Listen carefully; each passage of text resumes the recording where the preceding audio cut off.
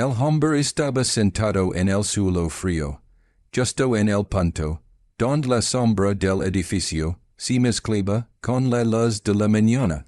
Apoyaba la espalda contra la vitrina principal de la tienda, una vitrina tan limpia y reluciente que reflejaba su figura distorsionada. Un indigente más, uno de tantos que la ciudad aprendía a ignorar, nadie se detenía a mirarlo, nadie preguntaba su nombre, nadie imaginaba que es hombre, con la barba crecida, el gorro viejo y la ropa gastada. Era el dueño absoluto de todo lo que había detrás de vidrio. El dueño del mármol del piso, de las lámparas colgantes, de los sofás de diseño, de cada salario que se pagaba dentro. Renato Bastida estaba sentado en el piso de su propia tienda. Y es simple hecho, ya lo estaba cambiando todo.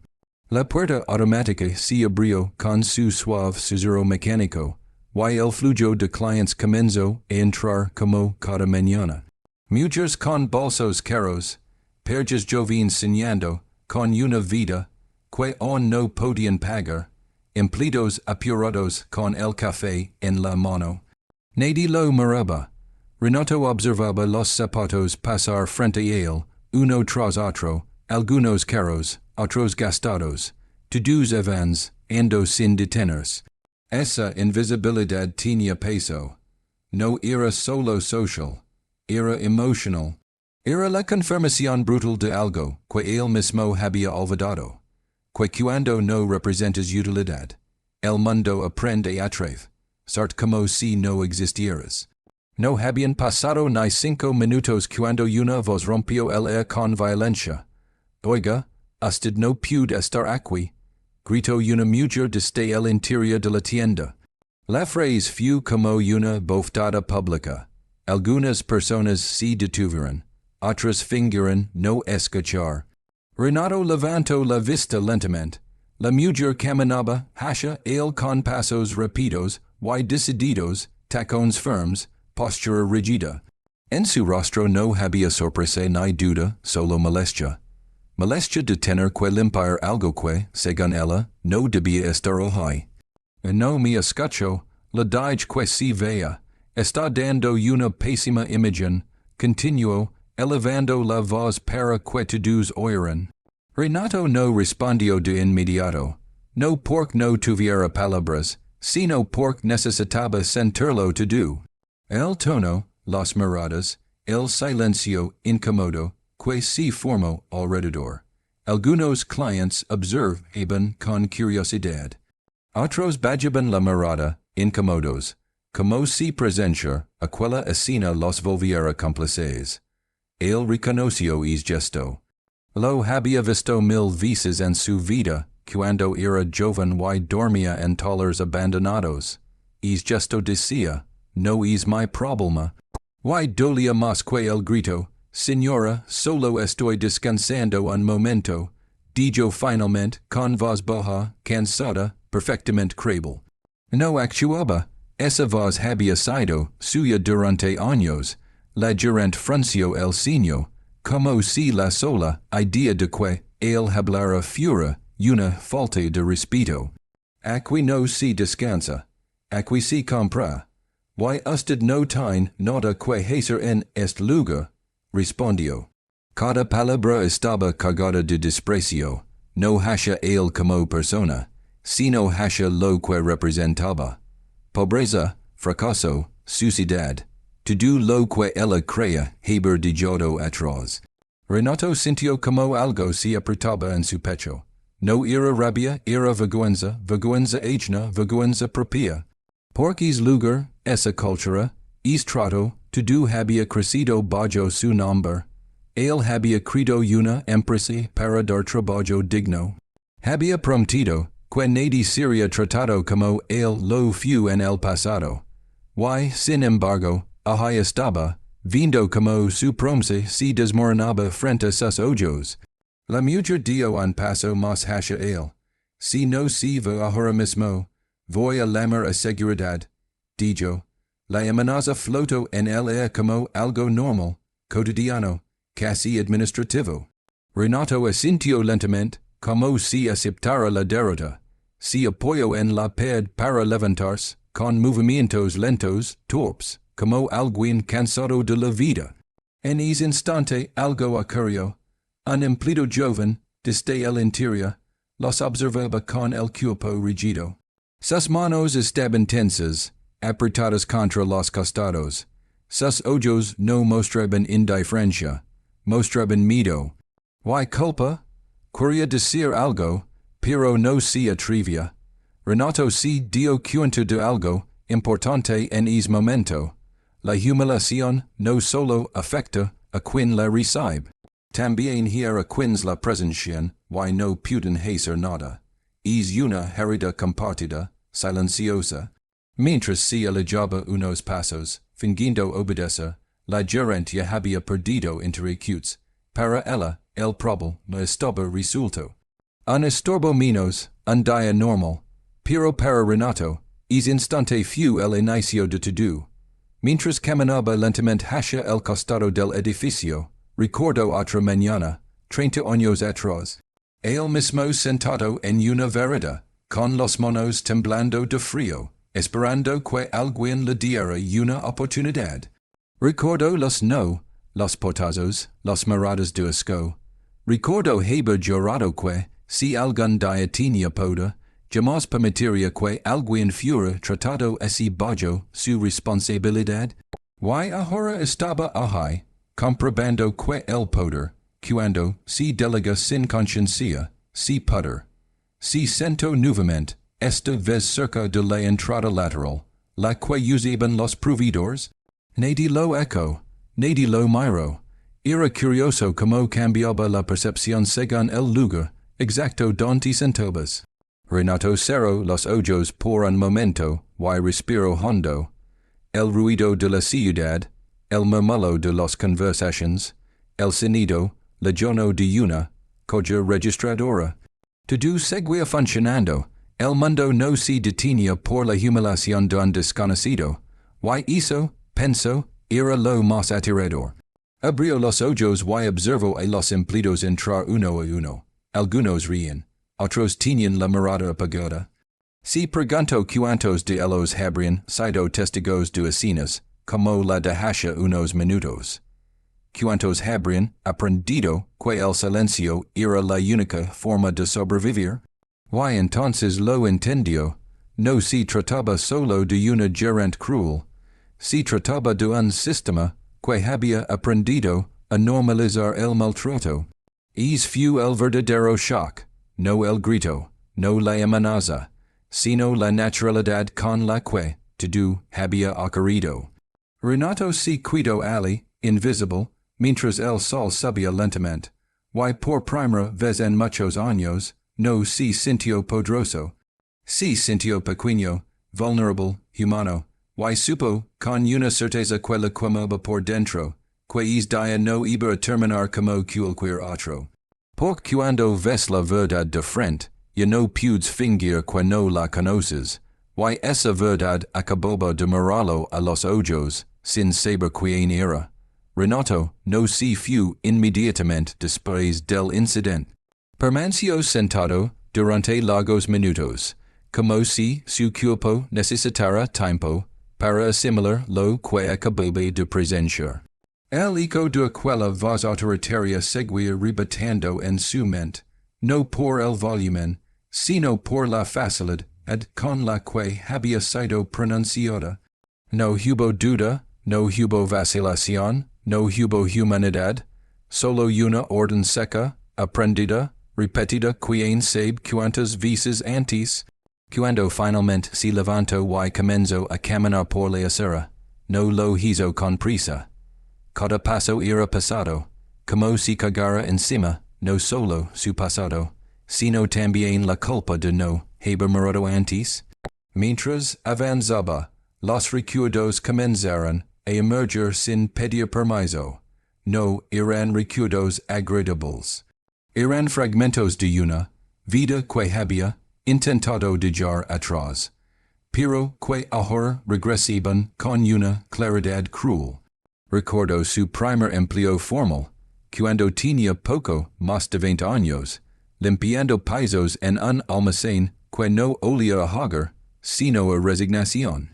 Recuerdo al supervisor que lo trataba como si fuera invisible, que gritaba su nombre solo para señalar errores, nunca para reconocer esfuerzo. Recuerdo como, al final del día, se sentaba en una parada de auto, bus con la espalda encorvada, y las manos entumecidas, preguntando si sería su destino para siempre. Fu precisamente en esa época cuando había hecho la promesa, no una promesa en voz alta, ni solemne, ni heroica. Fu una promesa silenciosa, casi desesperada. Si algún día lograba construir algo propio, sería distinto. Nadie sería humillado, nadie sería reducido a una sombra. Su empresa sería un lugar donde las personas importaran. Esa promesa había sido el motor de sus primeros años, cuando trabajaba 16 horas diarias, cuando dormía en el suelo del pequeño, yo local que alquilaba, cuando cada mundo cantaba. Y durante mucho tiempo, creo haberla cumplido, el éxito llegó de forma gradual, casi tímida al principio. Una tienda, luego otra, clientes satisfechos, empleados agradecidos, Renato estaba presente en todo. Conoce los nombres, las historias, las necesidades. Sabía quién tenía hijos, quién estudiaba de noche, quién necesitaba turnos especiales. Pero con el crecimiento vino la distancia, con la expansión llegó la delegación, y con la delegación el silencio. No fue una decisión consciente, simplemente ocurrió. Las reuniones se volvieron en formas. Las personas se convirtieron en números.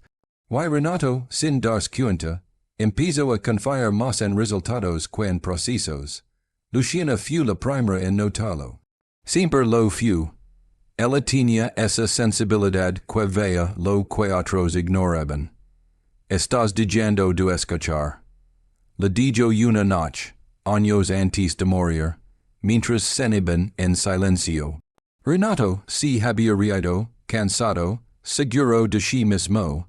Todo está funcionando, respondió. Y en términos financieros, era cierto. Las tiendas crecían, la marca se fortalecía, pero Luciana no hablaba de dinero, hablaba de almas. Cuando dejas de escuchar, alguien más habla por ti, había dicho. Renato no lo entendió entonces. Lo entendía ahora, demasiado tarde. Camino unas cuadras más y se detuvo frente a un café pequeño.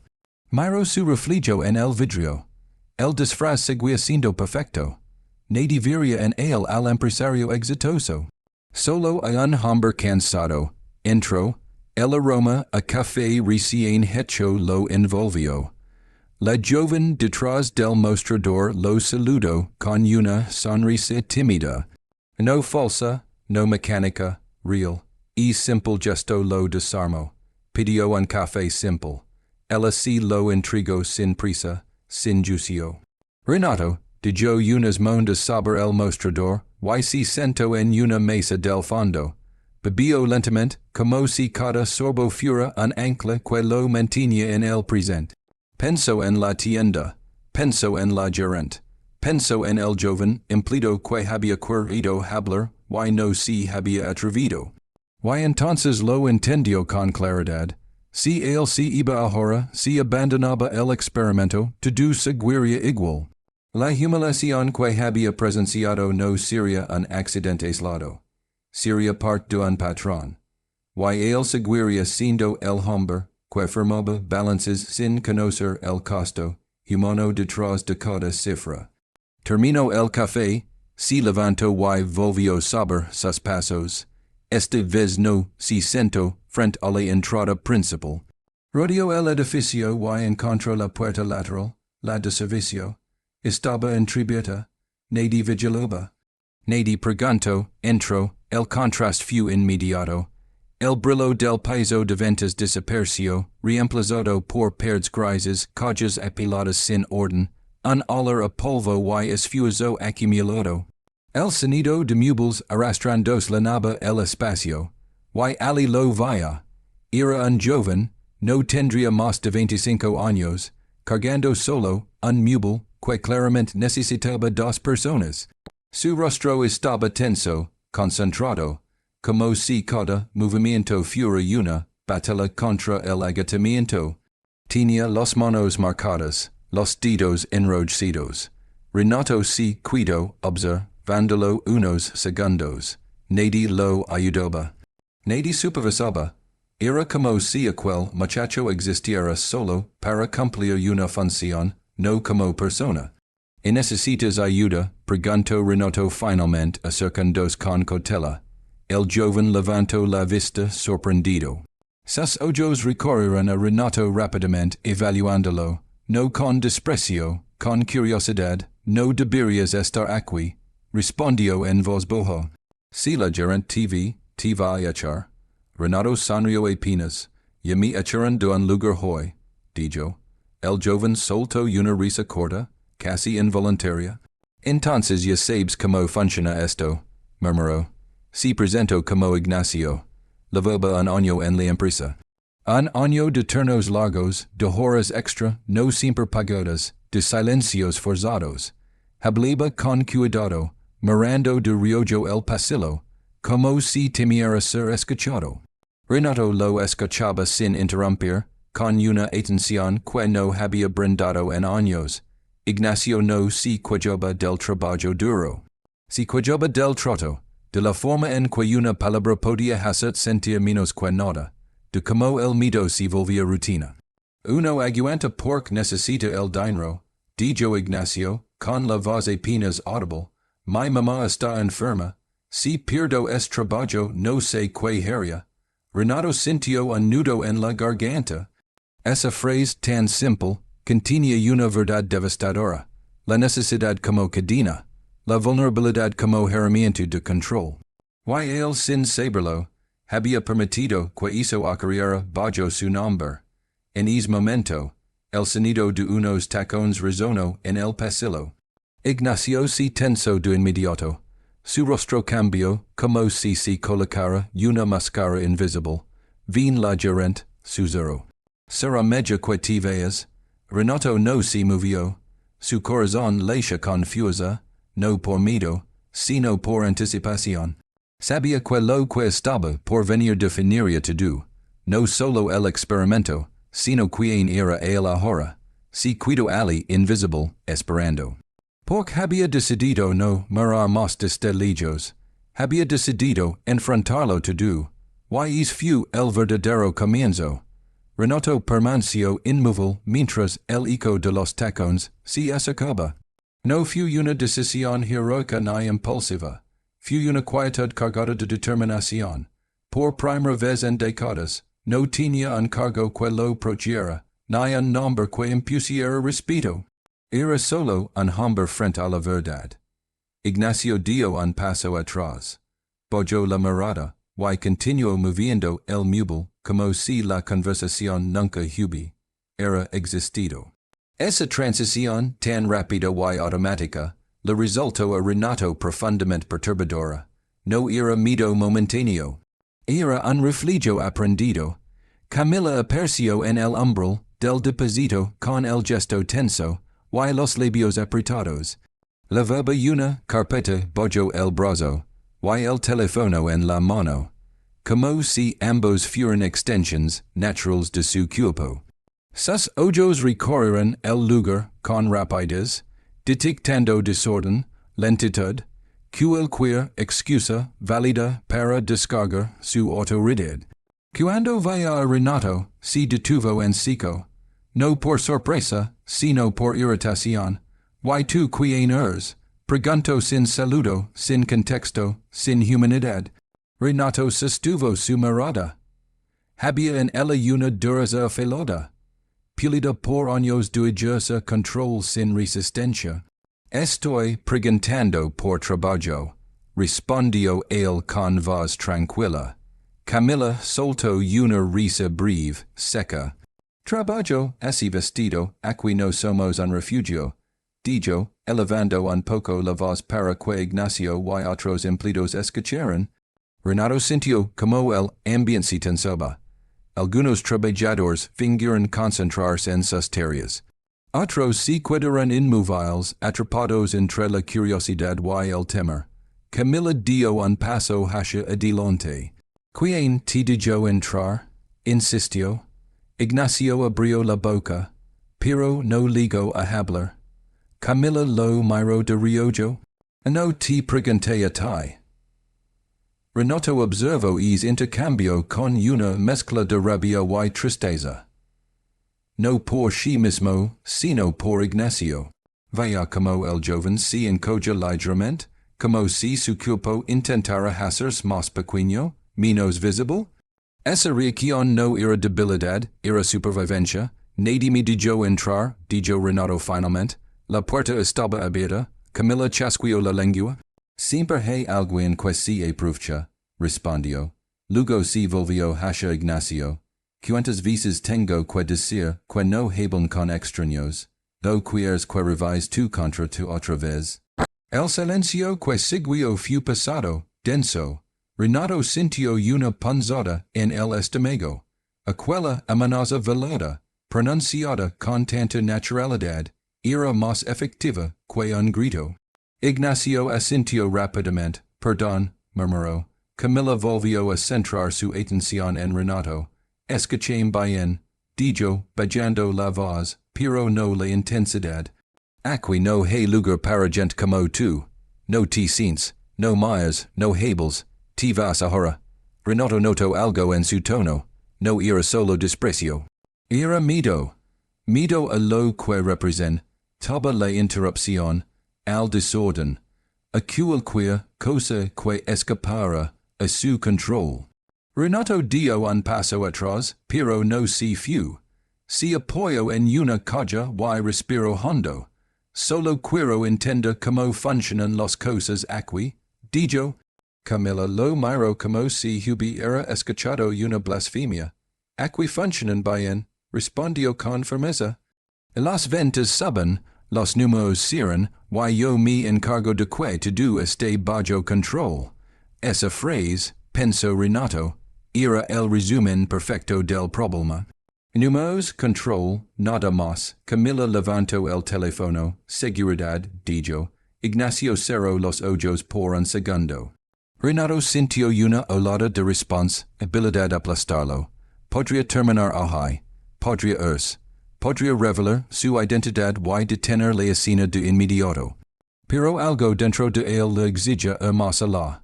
Necesitaba ver haste don la aquello. No es necesario, dijo Renato con suavidad. Me haré. Camila bojó el teléfono satisfecha. Eso pensé. Mientras Renato se alejaba lentamente por el pasillo, escuchó como Camila reprendía a Ignacio en voz baja, rápida, eficiente. No distinguió todas las palabras, pero el tono era inconfundible. No era una corrección, era una advertencia.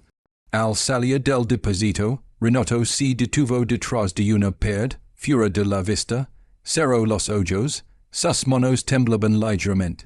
No de miedo, de furia contenida, aquello no era liderazgo, era abuso sistemático. Pasó el resto del día moviéndose por la tienda como una sombra. Nadie volvió a prestar atención. Se sentó en un rincón del piso de ventas, observó interacciones, escuchó comentarios. Vaya a empleados disculparse por cosas que no eran su culpa. Vaya clients tratar mal a vendedores sin que nadie interviniera. Vaya sonrisas forzadas, espaldas encorvadas, silencios densos. Why saber to do, vaya como Camila se desplazaba por el lugar como una figura omnipresente, vigilante, alimentándose del miedo que generaba. En un momento, Renato se encontró frente a una fotografía enmarcada en una pared lateral. Era él, más joven. Sonriendo junto a la primera tienda. El contraste lo golpeó con violencia. Esa sonrisa pertenecía a un hombre que creía en algo. A un hombre que prometía cuidar. Renato bajó la mirada. La culpa no era un golpe repentino. Era una María lenta que subía sin aviso. Al caer la tarde, si sento nuevamente cerca de la entrada lateral. Ignacio salió unos minutos después, con los hombros quedados y la mirada apagada. No se sorprendió al ver a Renato. Pensé que te habías ido, dijo en voz baja. Renato negó con la cabeza. No todavía. Se sentaron uno al lado del otro, en silencio. No hace falta hablar. Ignacio fue el primero en romperlo. Ella no siempre fue así, dijo. Renato lo miró. Que cambio, preguntó. Ignacio suspiró. El poder. Y que nadie la cuestiona. Esa frase quedó suspendida entre ellos. Renato la sintió como una verdad incómoda, pero necesaria.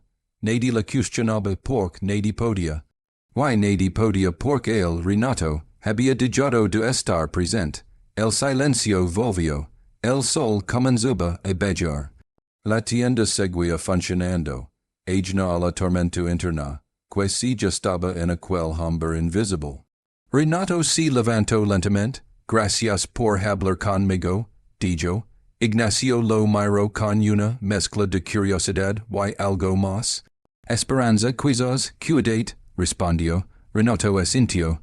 Mientras se alejaba, supo que ya no podía volver atrás. Había visto demasiado, había escuchado demasiado. Y entendió, con una claridad dolorosa, que el verdadero enemigo no era una gerente cruel, sino la indiferencia que había permitido que el miedo se convirtiera en norma. Esa noche, al salir a la calle, Renato no se quitó el disfraz, pero por dentro, ya no era el mismo hombre que había entrado. La revelación estaba cerca. Y sería imposible de ignorar. La noche cayó sobre la ciudad con una lentitud casi cruel, como si el tiempo quisiera alargarse para obligar a Renato a sentir cada pensamiento. Caminó varias cuadras sin rumbo fijo, con las manos en los bolsillos y la cabeza baja, mezclándose entre rostros cansados y luces de neón. El disfraz seguía funcionando, nadie lo reconoció, nadie lo saludaba, nadie lo ofrecía nada. Era exactamente lo que había buscado. Invisibilidad total. Pero ahora esa invisibilidad pasaba más que nunca, porque estaba cargada de nombres, de miradas, de silencios que ya no podía borrar. Se sentó en una banca frente a una plaza casi vacía. El murmullo lejano del tráfico se mezclaba con el zumbido de su propia conciencia. Pensó en Ignacio, en la forma en que había bajado la mirada cuando Camila lo reprendió, en cómo su cuerpo había reaccionado antes que su mente. Pensó en los otros empleados, en las sonrisas tensas, en la forma mecánica de pedir disculpas incluso cuando no habían cometido ningún error. Y entonces pensó en sí mismo, en todas las veces que había aceptado informe sin hacer preguntas, en las veces que había preferido, creer que todo estaba bien porque los números lo decían. Sacó el teléfono viejo que había comprado solo para ese día. No era el suyo habitual. No quería tentarse a resolverlo todo con una llamada cómoda. Miró la pantalla apagada durante varios segundos. Sabía a quién podía llamar. Sabía que bastaría una palabra para que todo se detuviera. Pero algo dentro de él se resistía. No quería apagar el incendio sin entender cómo había comenzado. No quería castigar sin comprender. Quería saber de dónde llegaba realmente la herida. Cerró los ojos y recordó a Luciana con una claridad dolorosa. Su voz tranquila, su manera de observar, para las personas más allá de lo evidente. El poder no te cambia, solía decirlo. Solo muestra quién eres cuando nadie te mira. A Renato había asentido tantas veces sin entender lo del todo. Ahora esas palabras resonaban con una fuerza devastadora. Él había dejado de mirar, y al hacerlo, había permitido que otros se convirtieran en lo que él jamás quiso ser. A la mañana siguiente volvió a la tienda, en disfrazado. El sol apenas comenzaba a reflejarse en los vidrios, y el movimiento era más lento. Los empleados llegaban de a poco, algunos con café en la mano, otros con los ojos hinchados de cansancio. Renato se colocó cerca de la entrada lateral otra vez, como si aquel lugar se hubiera convertido en su punto de observación. Nadie lo cuestionó, nadie lo saludó, pasó desapercibido como el día anterior. Observó como Camila Lagoba, puntual, impecable, con el mismo andar firme. Su presencia cambiaba el ambiente inmediato. Las conversaciones se cortaban, las risas desaparecían. Era como si el air se volviera más pesado. Renato sintió un escalofrío. No era solo autoridad lo que él ejercía. Era miedo organizado. Y lo hacía con una precisión casi admirable, si no fuera tan destructiva. Durante la mañana, presenció pequeñas escenas que, por sí solas, podrían parecer insignificantes. Un empleado reprendido por tardar 2 minutos más en el baño. Una vendedora obligada a cambiar su horario sin aviso. Un comentario sarcástico disfrazado de broma frente a un cliente. Nada explosivo, nada que llamara a gritos la atención. Pero juntas, esas escenas formaban un patrón claro, la deshumanización cotidiana. Y eso, Renato lo sabía, era lo más peligroso. Cerca del mediodía, veía a Ignacio salir del almacén con una carga pesada. Su paso era más lento que el día anterior. Sus hombros estaban tensos. Renato lo siguió así, de distancia. Ignacio dejó la carga, se apoyó un segundo contra la pared y cerró los ojos. Solo un segundo, fue suficiente para que Camila lo viera. ¿Te estás tomando un descanso?, preguntó con voz fría. Ignacio abrió los ojos de inmediato. No, solo, comenzó. Aquí no pagamos para que descanses, lo interrumpió ella. Si no pudes con el ritmo, hay otros esperando tu lugar. Renato sintió un impulso casi físico de intervenir. Sus manos se cerraron en puños, pero se contuvo. Necesitaba ver la reacción completa. Ignacio asintió, como siempre. Perdona, dijo. Esa palabra volvió a persa, pequeña, repetida, gastada. Renato pensó en cuántas veces la había dicho él mismo en el pasado, no porque hubiera fallado, sino porque alguien necesitaba sentirse superior. Más tarde, se sentó cerca del área de descanso del personal. No debía estar ahí, pero nadie lo detuvo. Escuchó conversaciones en voz baja, fragmentadas, cargadas de cansancio. Hablaban de turnos, de dolores de espalda, de miedo a equivocarse. Nadie hablaba de sueños, nadie hablaba de futuro. La empresa que había nacido como una oportunidad se había convertido en una jaula silenciosa. Una mujer mayor, empleada desde hace años, se sentó cerca. Miró a Renato con curiosidad. No te había visto antes, dijo. Renato sonrió apenas. Soy nuevo, respondió. Ella soltó una risa amarga. Todos somos nuevos aquí, aunque la vimos años, dijo. Renato frunció el ceño. ¿Cómo es eso?, preguntó. La mujer bajó la voz. Porque aquí nadie te ve. Solo ven lo que produces. El día que falas dejas de existir. Esa frase terminó de quebrarlo por dentro. Cuando llegó la tarde, Renato ya no dudaba. La situación no se iba a resolver con un cambio superficial. No bastaba con despedir a una persona. El problema era más profundo, era cultural, y la cultura, entendió, siempre refleja a quien está en la cima. Esa idea lo golpeó con una claridad brutal. Él no era una víctima de lo que estaba ocurriendo. Era el origen indirecto. Se levantó y caminó hacia la salida trasera. Ignacio estaba allí, cargando otra cosa. Renato se acercó. ¿Y por qué sigues aquí?, le preguntó con suavidad. Ignacio lo miró sorprendido. Dudo, porque no tengo opción, respondió finalmente. Renato asintió. Eso no es verdad, dijo. Ignacio lo miró con tristeza. Para algunos, sí lo es. Renato sintió que ya no podía sostener el silencio por mucho más tiempo.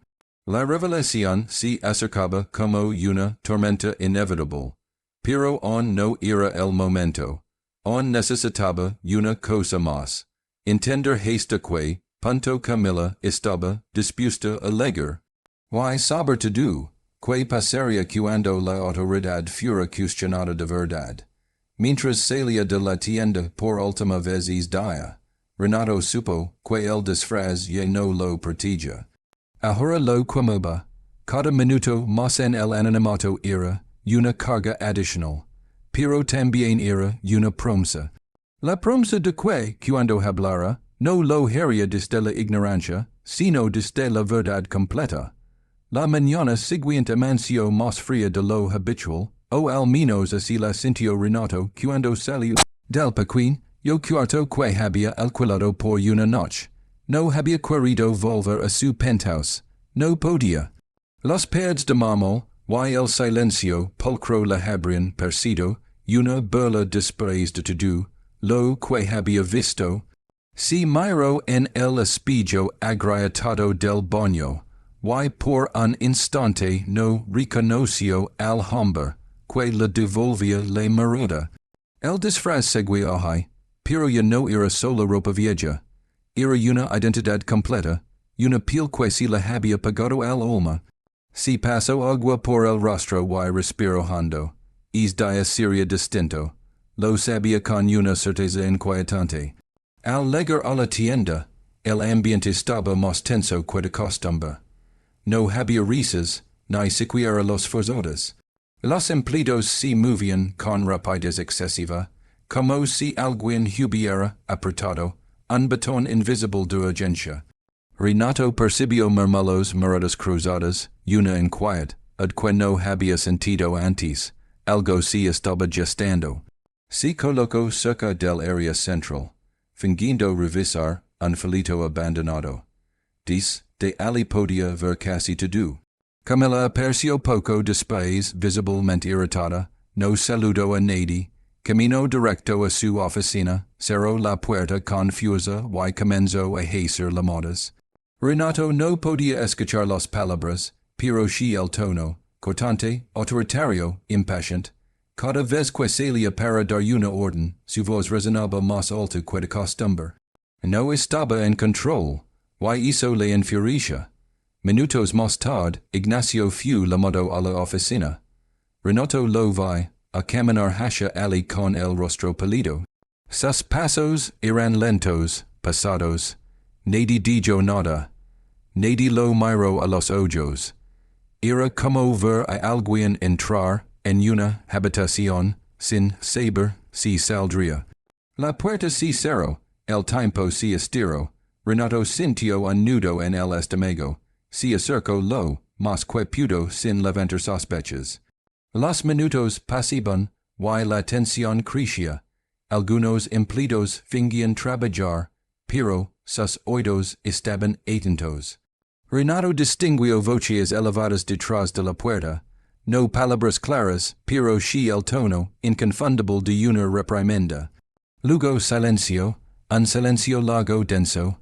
Finalmente la puerta se abrió. Ignacio salió con la mirada baja, los ojos brillantes, los labios apretados. Camila lo siguió. Quiero que todos presten atención. Anunció, elevando la voz. El país de ventas quedó en silencio inmediato. Ignacio se quedó de pie, inmóvil, como si no supiera dónde poner el cuerpo. Camila lo señaló sin pudor. Este empleado ha cometido una falta grave, dijo. Habla con extraños, distraerse en horario laboral, bajar el rendimiento del equipo. Renato sintió como la sangre le golpeaba en los sienes. Aquello era una ejecución pública. Un mensaje claro para todos los demás. Aquí no hay espacio para debilidades, continuó Camila. Y mucho menos para gente que no sabe obedecer. Ignacio intentó hablar. Yo solo. Camila lo interrumpió levantando la mano. No te di la palabra. El silencio era absoluto. Renato miró alrededor, via miedo, via rabia contenida, via resignación, y en ese instante entendió algo devastador. essa escena, no era exceptional, era ejemplificadora. Era una advertencia viva, Camilla respiro hondo, como quien disfruta el momento antes del golpe final. Estás despedido, dijo. Las palabras que eran pasadas, irreversibles. Ignacio no reaccionó de inmediato. Persia no haberlas entendido. Luego parpadeó varias veces, pero mi madre, murmuró casi inaudible. Camilla le dio la cabeza. No es problema de la empresa. Fue el instante exacto en que algo se rompió dentro de Renato. Sintió una mezcla de furia, culpa y vergüenza tan intensa que tuvo que apoyarse en una columna para no perder el equilibrio. Todo su cuerpo gritaba que interviniera, que gritara, que revelara quién era, pero se contuvo apenas unos segundos más. Necesitaba que todos escucharan. Necesitaba que nadie pudiera decir después que no sabía. Ignacio recogió sus cosas en silencio. Nadie se movió, nadie se acercó, no por falta de humanidad, sino por miedo. Renato dio un paso al frente sin pensarlo. Esto no está bien, dijo. Su voz no fue fuerte, pero sí clara. El sonido de esas palabras fue como una grieta en el aire. Todos giraron la cabeza hacia él. Camilla lo miró con desprecio. Perdón, preguntó. Renato sostuvo su mirada. Dije que esto no está bien. No se puede tratar así a una persona. Un murmullo recorrió el lugar.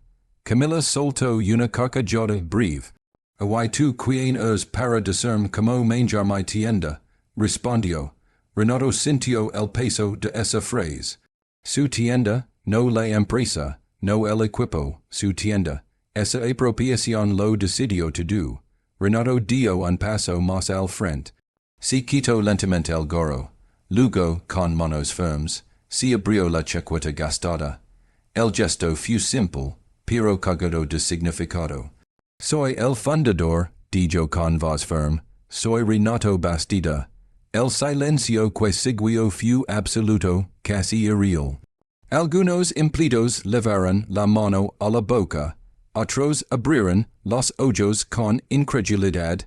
Camilla se quedó inmóvil. El color abandonó su rostro. Renato continuó hablando sin elevar la voz, pero con una autoridad que no necesitaba gritos. He pasado los últimos días aquí, escuchando, mirando, siendo tratado, como lo que ustedes tratan a los que creen que no importan. Camino lentamente, asegurándoos de que todos lo vieran. Why lo que Roman 6 me avergüenza.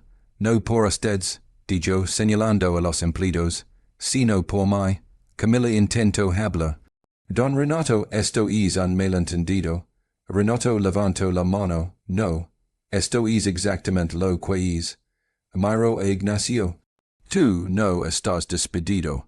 Ignacio levantó la vista confundido. Renato se volvió hacia el resto. Nadie aquí será humillado de nuevo bajo mi nombre. Las piernas de Camilla temblaban. Renato la miró por última vez. El poder no te daba derecho a disjure, dijo. Te daba la obligación de cuidar.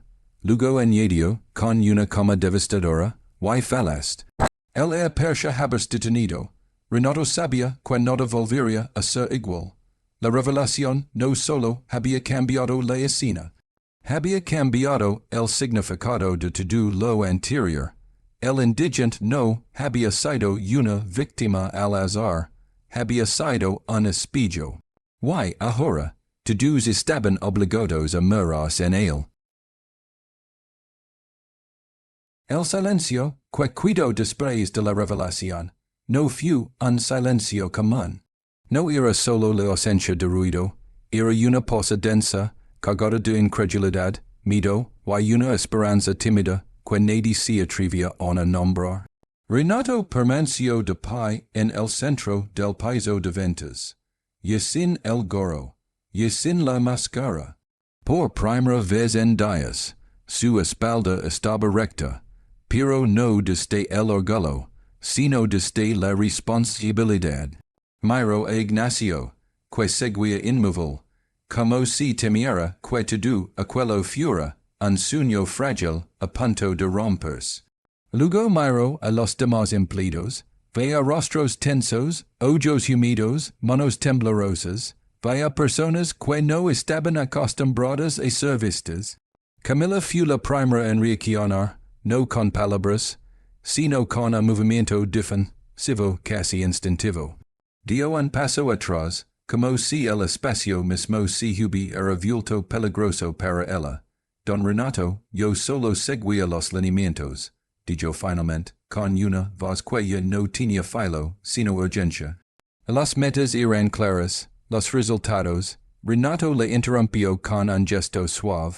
Los resultados no justifican el miedo, respondió. No alzó la voz, no necesitaba hacerlo. Why los lineamientos nunca inclinan humilar.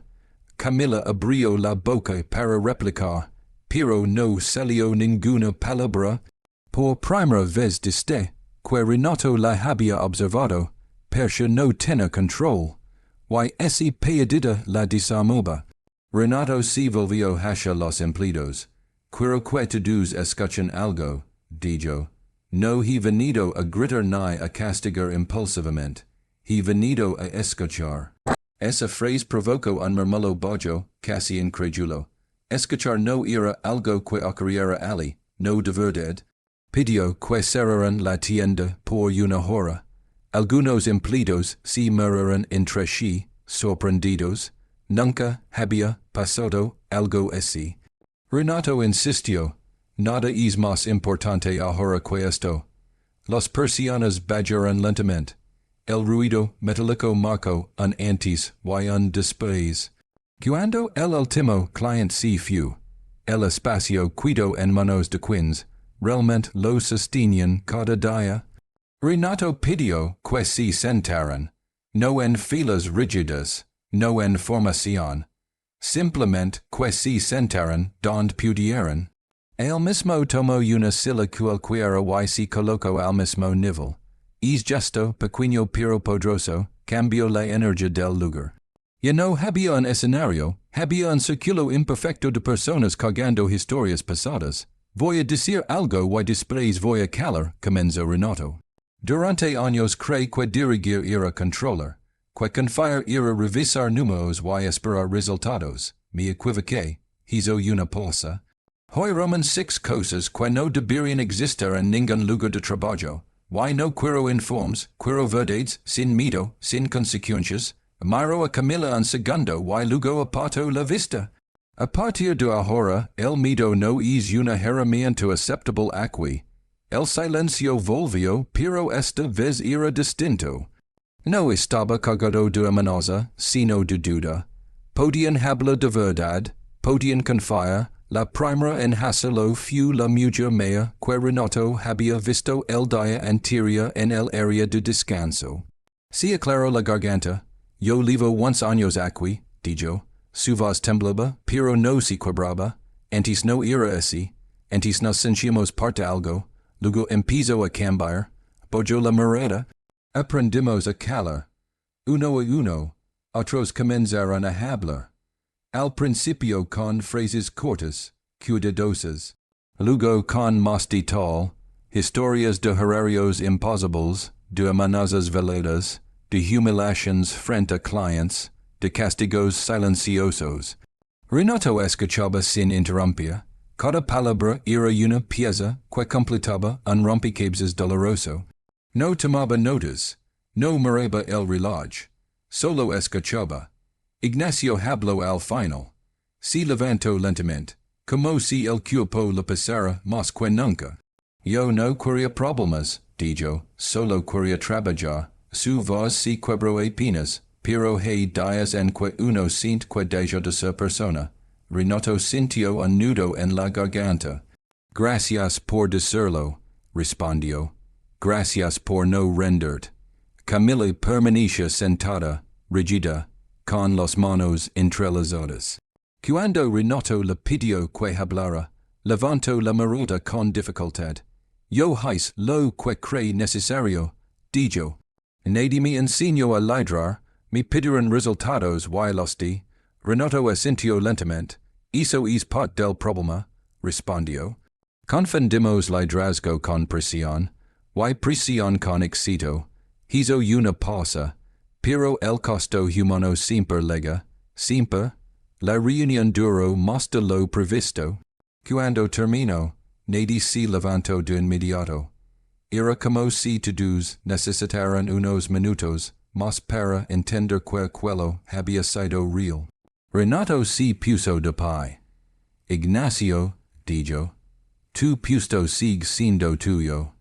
Y no solo eso. A partir de hoy, tendrás apoyo médico para tu madre. No como favor. Como response, habilidad de esta empresa. Ignacio no pudo responder, solo asintió con los ojos llenos de lágrimas. Renato miró al resto. Esto no se arregla en un día, dijo. Habrá cambios, habrá errores, pero no volveremos a construir sobre el mito. Luego se volvió hacia Camila. Tu liderazgo termina hoy, no hubo gritos, no hubo aplausos, solo una certeza clara, Camila bajó la cabeza.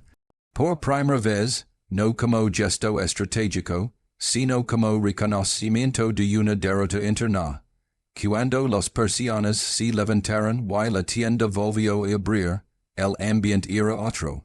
No perfecto, no milagroso, pero distinto. Renato salió por la puerta principal.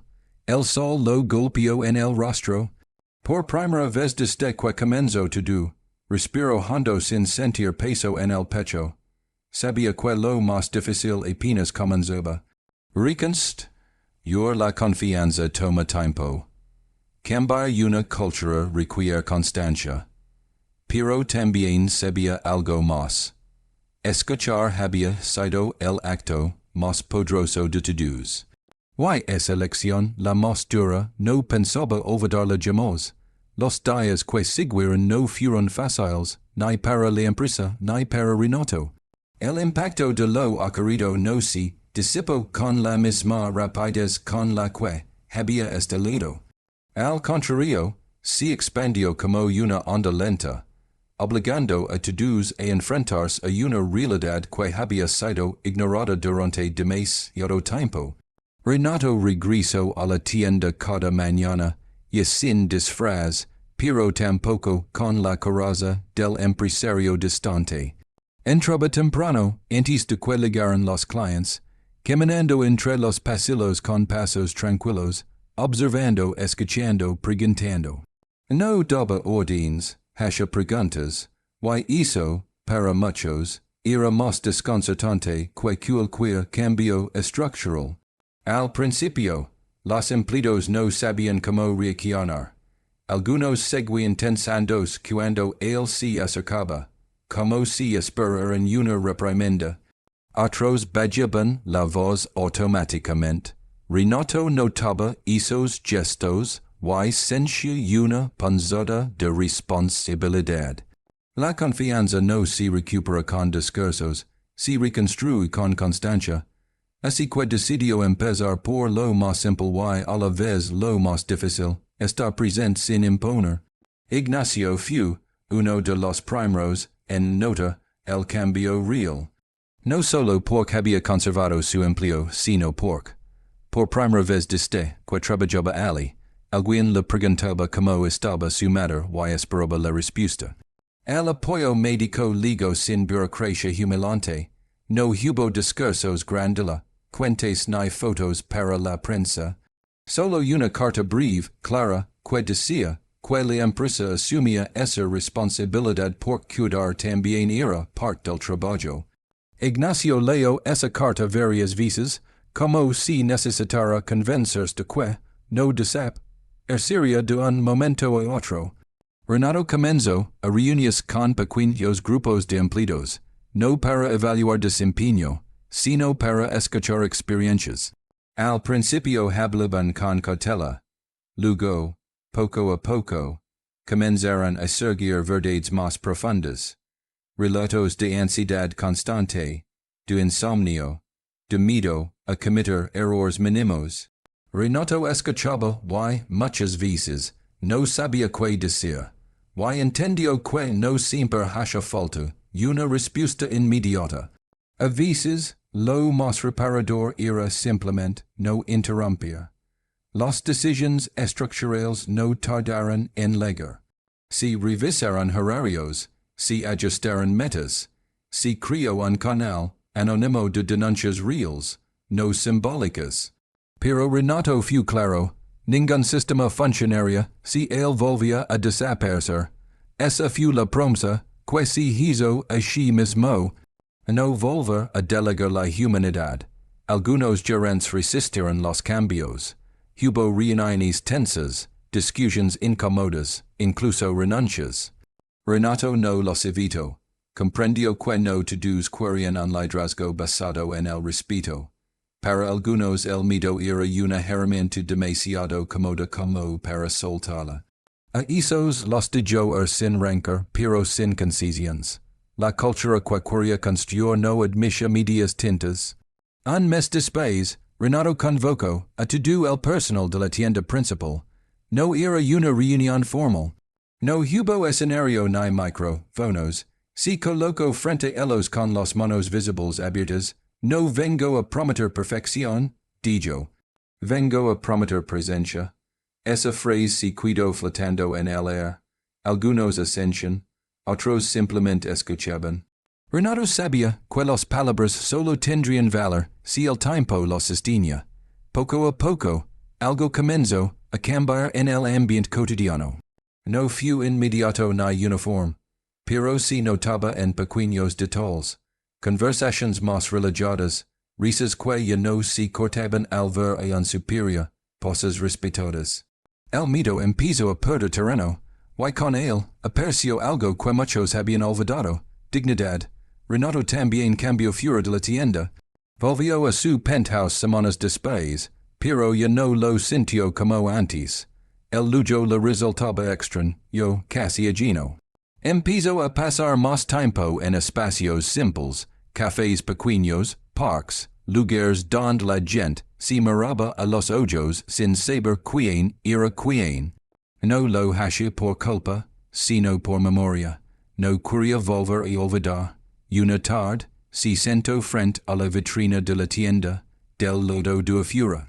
Vestía un traje sencillo sin ostentación, observó a la gente pasar, nadie lo reconoció de inmediato. Y hizo le pareció bien. Pensó en el primer día, cuando había estado sentado en el suelo, invisible, humillado. La diferencia no estaba solo en cómo lo trataban ahora, estaba en cómo él miraba al mundo. Ignacio salió del trabajo y lo veía. Dudó un segundo antes de acercarse. Don Renato, dijo. Renato sonrió. Renato está bien, respondió. Ignacio se sentó a su lado. Hablaron de cosas simples, del clima, de la madre de Ignacio, que estaba mejor. Del futuro, cuando se despidieron, Renato sintió algo que no había sentido en años, paz. Entendió entonces que el verdadero éxito no estaba en haber dicen, mascarado una injusticia, sino en no volver a permitirla. Que el poder solo tiene sentido cuando se hace para aprovechar, no para aplastar. Y que, a veces, perderlo todo la imagen, la comodidad, la certeza es la única forma de recuperarse como ser humano. La historia de aquel indigente que no lo era comenzó a circular como rumor, como anécdota, como advertencia. Algunos la exageraron, otros la minimizaron. Renato no la corrigió. No necesitaba que lo entendieran todos. La bastaba con saber que, en ese lugar, nadie volvería a ser invisible. Y mientras el sol se ocultaba detrás del edificio, Renato se quedó unos minutos más mirando el reflejo de la vitrina. No vaya a el milenario, no vaya al indigente. Vaya a un hombre que había aprendido, tarde pero a tiempo, que la dignidad no se delega. El verdadero final no ligó con aplausos ni titulares, sino con el paso silencioso del tiempo. Porc he historias que no si siren cuando si, cuentan, sino cuando si viven hasta, sus ultimas consecuencias. Renato lo intendio messis después, cuando la noved, et si disfancio, y no, quedeben cámaras imaginarias, ni murmulos curiosos. Cuando nadie esperaba nada extraordinario de él. Few entonces cuando la prueba real comenzó. La empresa seguía funcionando, incluso mejor que antes, pero ahora el éxito tenía otro peso. Ya no era una cifra fría en un informe trimestral, sino algo que se sentía en el ambiente. La rotación de personal disminuyó. Los errores se resolvían sin gritos, las ideas fluían desde lugares inesperados, personas que antes apenas levantaban la mirada, ahora proponían mejoras, confiaban, se sentían parte. Renato observaba todo con una mezcla de gratitud y humildad, consciente que ese cambio no era un regalo suyo, sino una devolución tardía. Sin embargo, no todo fue fácil. Hubo recaídas. Días en los que el viejo Renato del que se imponía. El que decidía sin escuchar intentaba repersar. Momentos de estrés, de presión externa, de tentación, por volver al control absoluto. En esos instantes, Renato recordaba el frío del suelo, el hambre real, la indiferencia en los ojos de quienes pasaban. No como castigo, sino como ancla, para no olvidar jamás desde don miraba ahora. Un año después de aquel día, Renato decidió hacer algo que nadie esperaba. Vendió una parte significativa de sus acciones, no por obligación ni por escándalo, sino por coherencia. Con ese capital creó un fondo interno permanente para empleados en crisis. Salud, educación, emergencias familiares. No era caridad, era justicia organizada. Lo dijo por escrito, ese fondo no levaría su nombre, porque ayudar no debía ser una forma de inmortalizar el ego. Ignacio fue uno de los primeros en beneficiarios de un ascenso real, no simbólico, no por lástima, sino por mérito. Había crecido, había aprendido, y sobre todo, había recuperado algo esencial, confianza en sí mismo. El día que firmó su nuevo contrato, Renato lo miró con orgullo genuino, no como jefe, como testigo de una transformación que había comenzado mucho antes en el suelo frío de una tienda. Una tarde, durante una capacitación para nuevos empleados, alguien preguntó si era cierta la historia del dun, yo que se había disfrazado de indigente. La sala quedó en silencio. Renato estaba presente, sentado al fondo, sin intervenir. El supervisor dudó antes de responder. Dicen que sí, dijo finalmente, pero lo importante no es eso. Lo importante es que aquí aprendemos que nadie vale menos por como se ve. Renato bajó la mirada. No necesitaba más. Con el tiempo, la historia dejó de ser una anécdota. Y se convirtió en una especie de ley, no escrita. Una advertencia suave pero firme. Trata bien, a quien no puede defenderse, porque nunca sabes quién es, ni quién podría ser tu mañana.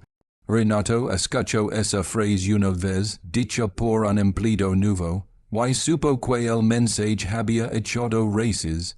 En lo personal, Renato también reconstruyó. Yo vínculos que había descuidado durante años. Llamó a su hermana, con quien no hablaba desde hace una década. Visitó la tumba de su padre, no con reproches, sino con comprensión. Entendió que había heredado más que una empresa. Había heredado silencios, miedos, formas de amor torcidas. Y que romper ese ciclo era, parte de su responsabilidad. La última escena no ocurrió en la empresa, sino en una noche común, en una calcul quiera. Renato caminaba solo, sin guardaespaldas, sin prisa, veía un hombre sentado en la acera, envuelto en una manta vieja. Se detuvo, no por culpa, por humanidad, se sentó a su lado, hablaron, compartieron pan. El hombre no sabía quién era Renato. Y hizo era perfecto. Cuando se levantó para el hombre le dijo, gracias por verme. Renato respondió con voz firme, gracias por recordarme. Y siguió caminando.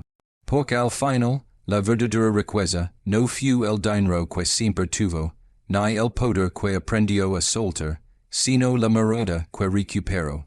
La capacidad de ver al otro como igual, de entender que la dignidad no depende del cargo, del traje ni del saldo bancario. Y si alguien preguntara cuál fue la lección de todo aquello, no estaría en el disfraz, ni en el experimento, ni en el shock. Estaría en algo mucho más simple y mucho más difícil. Nadie debería necesitar perderlo todo para aprender a ser humano. El cambio, como aprendió Renato, no se consolida en un solo día ni en una sola acción heroica. Ligo lentamente con la cadencia de quienes han vivido demasiado tiempo bajo reglas invisibles y ahora deben reprender a respirar sin miedo. Durante los meses siguientes, la empresa no solo sobrevivió al temblor de autoridad que había sacudido sus cimientos, sino que comenzó a florecer de una manera inesperada. Renato decidió que no podía limitarse a corregir el presente. Debía sembrar semillas para un futuro que nunca estuviera teñido por la indiferencia ni el miedo. Comenzó por reuniones personalmente con todos los gerentes, uno por uno, en conversaciones largas, donde no se trataban cifras ni objetivos de ventas, sino experiencias, perceptions y emotions. Algunos gerentes ligaron con actitud defensiva, otros con lágrimas contenidas, otros con una mezcla de resentimiento y alivio. Renato escuchaba sin interrumpir, sin juzgar. Solo escuchaba, dejando que el espacio de su atención fuera un bálsamo que muchos nunca habían recibido en sus años de servicio. Cada sesión le revelaba algo nuevo. Descubrió que muchos empleados habían dejado de reportar problemas no por negligencia, sino por miedo a represalias. Aprendió cómo las decisiones aparentemente menores de Camila, que él había percibido como eficiencia, se habían transformado en patrones sistemáticos de intimidación. Sintió un dolor profundo. Es dolor no era por sí mismo, sino por todos los que habían sufrido silenciosamente. Comprendió que había sido cómplice, no por acción directa, sino por su ausencia y su segura complacencia.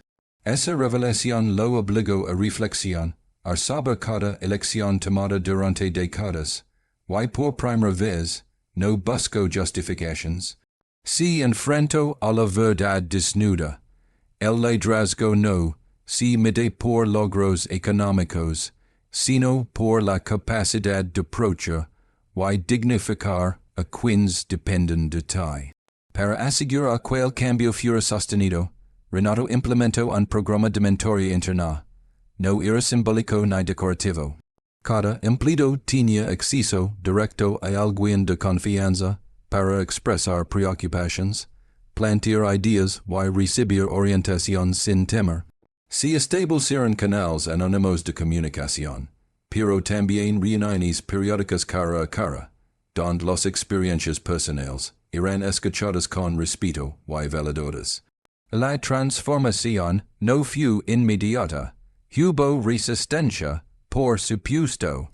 Algunos trabajadores seguían confundidos por la cercanía del dueño, temiendo que cualquier confianza mostrada pudiera volverse en su contra. Pero con paciencia, las barreras comenzaron a caer. Los murmullos de miedo fueron reemplazados por conversaciones sinceras, y las ideas comenzaron a surgir de los lugares más inesperados. Un joven aprendiz de almacén proponiendo mejoras en logística. Una empleada veterana sugiriendo cambios en la atención al cliente.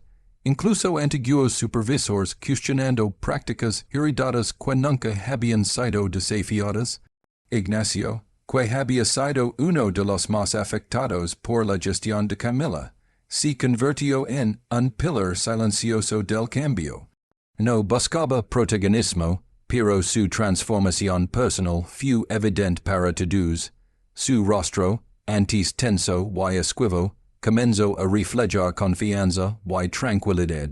Sus compañeros lo miraban con respeto, no por su título, sino por la integridad con la que comenzaba a desempeñarse. Y cuando Renato lo felicitaba por iniciativas bien ejecutadas, lo hacía sin palabras grandula, cuentes ni gestos teatrales. Simplemente lo miraba a los ojos y esencia, reconocen. Do lo que muchas veces había sido invisibilizado. Camila, por su parte, vivió una de las experiencias más difíciles. Durante semanas, estuvo sola en su oficina, procesando lo que había ocurrido. Renato no buscó humillarla ni castigarla públicamente. Lo que she hizo fue confrontarla con la verdad. Su liderazgo había sido destructivo, y su permanencia en esa posición dependía de su capacidad para cambiar de manera genuina. Al principio se resistió intentando justificarse con lógica fría y resultados medibles, pero con cada reunión, con cada testimonio sincero de los empleados, comenzó a comprender la magnitud de su error. Lentamente aceptó participar en sesiones de entrenamiento de liderazgo basado en empatía y respeto. No fue una aceptación inmediata ni cómoda, pero fue real. Y Renato entendió que la verdadera justicia no reside en castigar, sino en dar la oportunidad de redimirse. Mientras tanto, Renato dedicó tiempo a reconstruir la cultura de la empresa más allá de la tienda principal. Visitó sucursal tras sucursal, conversando con gerentes y empleados, escuchando historias de éxito y fracaso, de alegría y frustración. Aprendió que la influencia de un líder va más allá de lo que se percibe desde la cima. Cada decisión, cada gesto, cada silencio repercute en la moral colectiva. Comenzó a aplicar principios que nunca había considerado. Reconocimiento público de logros pequeños, pausas planificadas para descanso real, espacios de escucha activa donde los trabajadores podían expresar temor sin juicio, y un sistema de incentivos que premiaba la colaboración y la humanidad, no solo los números. Con el tiempo, la tienda principal se convirtió en un modelo a seguir, no por sus cifras únicamente, sino por la atmósfera que se respiraba. Renato observaba cómo los empleados interactuaban entre sí, con respeto, sin miedo, con confianza. Los clientes notaban la diferencia. Se sentían escuchados y bien entendidos, no solo por cortesía, sino porque los empleados eran felices y conscientes de su valor. La productividad aumentó, pero no fue un logro medido solo en ventas. Fue el resultado natural de un ambiente donde la dignidad y la motivación caminaban de la mano. La transformación de Renato no se limitó al plano profesional. Su vida personal también cambió. Comenzó a pasar tiempo con familiares y amigos que había descuidado, entendiendo que el éxito económico no tiene sentido si no se comparte y si no se fundamenta en relaciones auténticas. Visitó a su madre enferma, que le ofreció una mirada de orgullo silencioso. Se reunió con antiguos colegas, algunos sorprendidos por su cambio. Y sobre todo, comenzó a escuchar su propia voz interior, reconoció dos errores pasados sin castigarse eternamente. Aprendió que liderar no es imponer, sino guiar con ejemplo, con compasión y con integridad. El gran impacto de aquel experimento con el disfraz de indigente no se limitó a la empresa. Con el tiempo, se convirtió en una historia que circulaba entre empleados, proveedores y clientes, no como una leyenda sensacionalista, sino como recordatorio. Nunca subestimes la humanidad de los demás y nunca olvides la tuya propia. Los nuevos empleados crecían con esa historia en la memoria, entendiendo que el respeto y la dignidad no eran opcionales ni negociables, sino esenciales para cualquier lugar donde se aspirara a Trabajar con orgullo. Una noche, mientras Renato caminaba por los calles de la ciudad sin guardaespaldas ni asistentes, pasó por un hombre que dormía envuelto en una manta vieja. Lo observó en silencio. Por un instante, recordó aquel primer día disfrazado, sentado en el piso de su tienda, invisible ante los ojos de todos. Se acercó, le ofreció comida y conversación, sin revelar quién era. El hombre no sabía su nombre ni su historia. Y eso era perfecto. Esa interacción, sencilla y humana, le recordó que el aprendizaje más profundo no estaba en los despachos ni en las salas de juntas, sino en reconocer al otro, en mirarlo a los ojos y ofrecer dignidad sin condiciones. Al regresar a su oficina días después, Renato decidió plasmar toda la experiencia en un código de ética personal y empresarial. No sería solo un documento formal, sino una guía viva que todos los líderes de la empresa debían seguir, valorar a cada empleado, escuchar antes de juzgar, proteger a quienes no tienen voz, reconocer errores y, sobre todo, liderar con empatia. No se trataba de filantropía, sino de justicia y coherencia. La ética no era un accesorio, era el cimiento que sostenía cada acción, cada decisión. Meses más tarde, en una reunión general, Renato observó cómo los empleados hablaban libremente, proponían ideas, compartían preocupaciones, y cómo los líderes respondían con respeto genuino. Y una sensación de orgullo silencioso lo invadió. No por él, sino por todos ellos.